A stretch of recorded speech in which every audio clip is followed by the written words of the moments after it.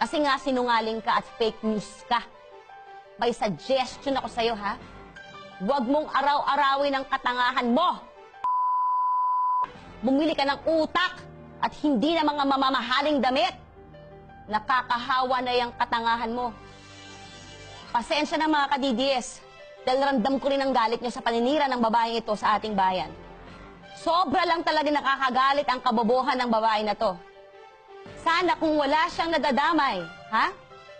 Ang problema, dinadamay niya ang buong bayan natin eh. Masyado na kasing halata ang galawan nila. Una, sinisiraan ng Pilipinas sa international media. Ito namang mga lokal na mga prostitutes natin, puro pera ang iniisip kesa sa kapakanan ng bayan. Tapos ngayon, mag-file ng impeachment case sa ating Pangulo, itong mga magdalong Dati akala ko, itong mga magdalo ay makabayan. Yun pala, mga ambisyosong mga bayarang sundalo rin.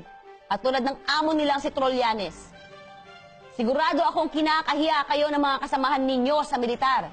Tapos ngayon, biglang sumbong sa United Nations. Kasi alam nila, wala na silang naloloko pang mga Pilipino. Ay, nako mga ka-DDS, hanggang dito na lamang po. At umiidit na po ang aking ulo dahil nararamdaman ko po ang inyong galit. Kaya po, malakas ang koneksyon ni fake VP sa international media at sa international community. Kaya maliit man ang ating boses, pero pag pinagsama-sama natin ang ating tinig, mas magiging mas malakas pa tayo. Kaya po gamitin po natin ang lahat ng plataforma, ang Facebook pati ang Twitter.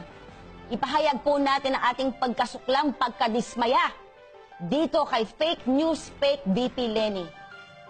Sa susunod po muli, dito lang po sa Mocha Usong Vlog na TV show, magkita-kita po tayo.